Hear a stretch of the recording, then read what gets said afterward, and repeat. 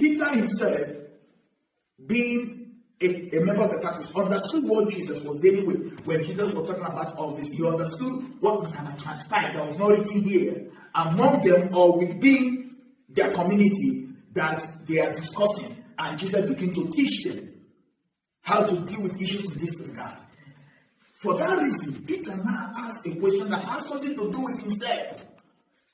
Hello? Mm-hmm. Because as a former fisherman, I tell you, I've been a businessman before. You can't do business without having creditors and debtors. There are people you owe and people that owe you. So he's trying to find out what will my master Jesus tell me on how to handle issues of people who I gave some fish. They bought some fish for me, they will pay. Okay, now they have not paid me. So his question was to direct Jesus' counsel to the issues that pertain to debts. And Jesus, knowing that Peter is asking this question because he's having issues with people who are owing. I've already told you, read through the scriptures, whenever Jesus speaks, he speaks to the situation. He knows, whenever I ask Christ a question, he knows why I ask that question. Even if you do not reveal your reason to others, he knows. And when he wants to answer, he will answer that reason. He will try to deal with that reason that made you to answer the question. So he already knew why Peter was asking the question after he had explained. Remember, he has explained 3 steps on how to deal with offenses. And Peter is still asking, how many times will you offend me? And I'll still forgive him. So you can see that what Peter was asking has nothing to do with the issue Jesus was dealing with. Are you getting me? Because already Jesus, in that first one, he explained how many times. In other words, if I to put it in times, 10 times. Yeah? First, you go to him 1-to-1. Second, you go to him with some people. Third, you go with the church. After that third one, Jesus said, my dear, he's no more a brother, he's no more a friend. It's communicating. And let the church agree, depending on the issue. That's why it didn't take time to say what it is. Let them agree, it depends on whatever they're dealing with. And release the judgment on him. Are you getting me? So from Christ's counsel on how to deal with offenses, certain things are very fundamental. Can we look at it? 1, Jesus did not tell them if you go and talk to him and says, forgive him because forgiveness is not about you, it's about us meeting today. Deceiving a lot of people, and many people are. A lot of people today are in psychiatric hospitals. A lot of people are in psychiatric hospitals because of an offense that was done to them, an abuse they suffer in the hand of a fellow brother, a fellow sister, a fellow Christian, that instead of the church to look at the matter very well, they pull out the scriptures, Matthew 18, forgive 70-7, and they use that and sweep everything under the gate. And the person feels, even some of them today, some women you see today that are very abusive, some people you see today that are very, they are a problem to the society, a problem in the family. If you look down deep, the root cause is abuse that people did to them that nobody wants to listen to them. Things that people, loved ones did to them that are wrong, that nobody wants even to give them an opportunity to hear what they want to say. Maybe because the person who did that is a pastor. The person who did that is a prominent person in the society, was a Christian.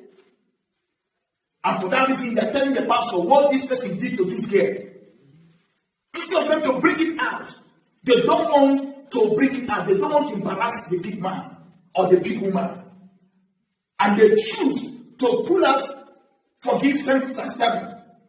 That it is how God will treat you. God said you. So he used that and just sweep the whole under them. Instead of them to look at the merits of the case and try to do something to compensate this person, because I'm telling you, a lot of people are in psychiatric hospitals. Do you know what they're doing? Do you know what they're saying? Because nobody listened to them when they were abused. Nobody wanted to hear their case.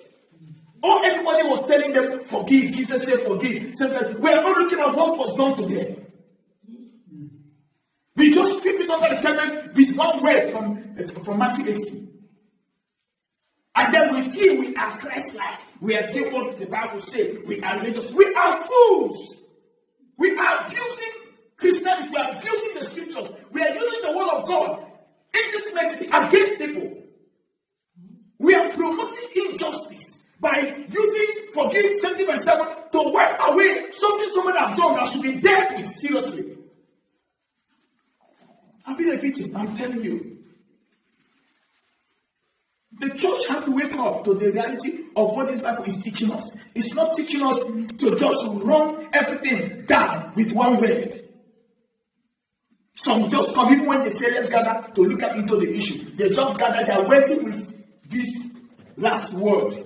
Jesus said, this time you're going to forgive them. How you tell your own story, after tell your own story. The way they're going to end the whole matter is that I say, okay, forgive him. Remember that Jesus said, the way you forgive us, remember the story of the Master Sabbath is to forgive him. They use that, and then it's very appalling. What I see today is very appalling among families, among colleagues, and that one that is influential, that one that is high position, that one that is voice, that one that does things for the church is the one the pastor or whoever will side. And then the one that is a common girl, a common boy in the church, they don't want to listen to him. They will tell him to forgive. And that's why a lot of people today are in secret hospital, because they think whenever they remember the memories of what happened to them and how people dealt with it, how people just wonder. So many today are not Christians because the way their parents handle issues among them as siblings. Because they want to say forgive. No. Jesus did not say here. I hope you're looking at the Bible. Jesus is not saying here, if you report it to him and he refuses to listen to not all listen to me, just not say if he doesn't listen to you, forgive him as we always teach people. Forgive him because forgiveness is not about you. Jesus did not say that. Jesus said, take it to the next level. Build the case. Build the case. Pursue it. Justice is honorable, my dear. What do I say? Justice is what? Honorable. It brings sanity to man and the environment. Justice. Justice heals the land. I'm telling you, justice. It heals the land. It heals your soul. When you see things that are done to you wrongly, and the people who did it wrong pay for it, it is honorable before the eyes of God. That is Jesus teaching you to wipe it away. If the person does not admit it's wrong, it's not ready to make a decision, it's not ready to confess. Jesus didn't say what we are teaching people today. Say it's not about the person. The devil is making us to make the church comfortable for the wicked. He said, deal with this issue. No. If he refuses, take it to the next step, give the case. Pursue justice. Don't give up. Pursue justice. Don't say it doesn't matter. It matters. Pursue it. Be the case. And after you be the case and you refuse, take it to the next level, to the church level. That is the people are giving authority. If he goes there again and he continues to be arrogant, continue to lie, continue to hide his crime, don't want to confess, don't want to pay back what he did, Jesus said, listen to me. Let the church excommunicate him. Treat him as a pagan and as well as excommunicating. He's no more a brother anymore. He has degenerated from being a brother, degenerated from being a sister, degenerated from being a friend, degenerated from being a colleague, degenerated from being a co-pastor. Excommunicate him, don't have anything to do with him anymore.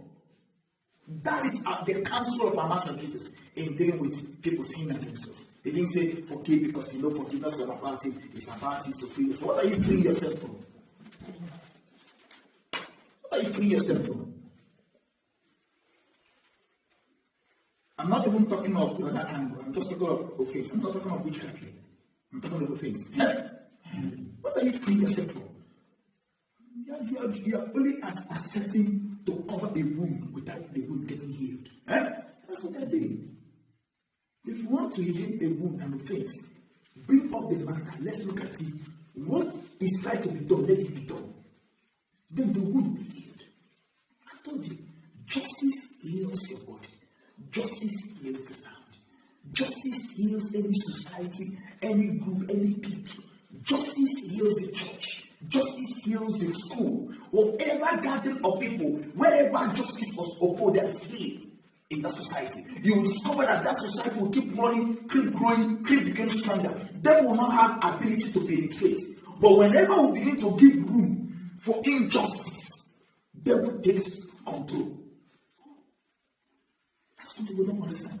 Whenever we begin to give room for injustice, whether in a society, in a church, in a community, among friends, in a clique, in an organization, whenever we begin to give room, people who are supposed to ensure that justice is upheld, when they begin to give room for injustice, it's a matter of time.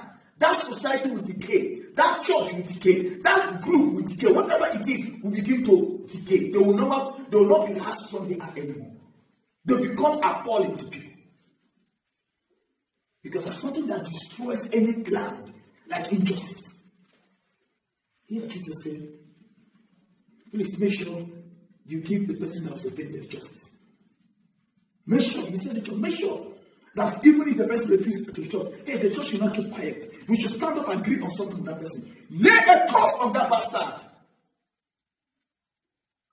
Place judgment on him.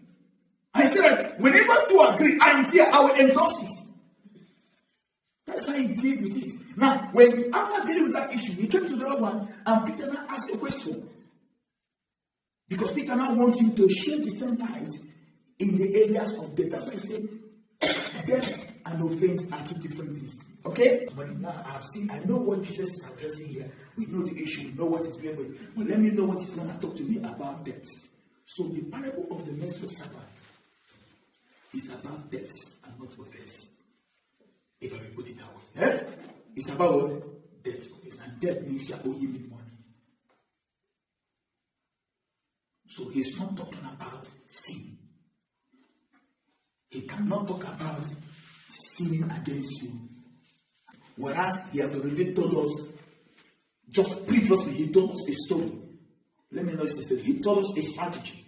He gave us a counsel, a method, a rule on how to handle offenses. And in that story, he didn't say 70/7. He said 3 times. Are you with me? 3 times. Personally, with some group and the church. Then deal with that person. Huh? If the person is stubborn. He said 3 times. So we cannot say that the story of the merciful servant, that death means offense. Why? Because Jesus had already spoken about offense and he was very clear. He explained it explicitly what he meant. So now he's talking about another one as a result of a question Peter asked. He's using 70/7. Showing that what I'm talking about now is not like the other one. Are you getting me? Mm-hmm. So what I'm dealing with now is debt in the matter of cash transaction. Somebody took something from you and is owing you, maybe not cash, but he took your car and you say you return it back, you never returned your car. Or you destroyed the car. You're supposed to repair it, fix it back for you. He borrowed money from you, something that has to do transactional. Hello? Transactional. That is what Jesus was giving as an illustration in the parable of the merciful and not sin against you. So in that context, Jesus said, people who owe you, you owe God. Hello? Mm-hmm. In that context, Jesus said, as people owe you, you yourself, you owe God. So it's just as you owe God some debts that you have not been able to pay. See, in the same way, if that word forgive in that narrative of the merciful servant means cancel, means understand. That word forgive is used to suggest cancel, understand. What was if my brother owes me some money and cannot pay me? Hello? The story is speaking from a truthful perspective. In other words, this guy knows that this man cannot pay me.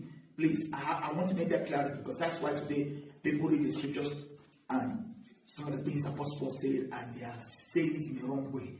They are making a reference to it in the wrong context. Why? Because when Paul was speaking all that, he was not the one he was addressing. Some people was addressing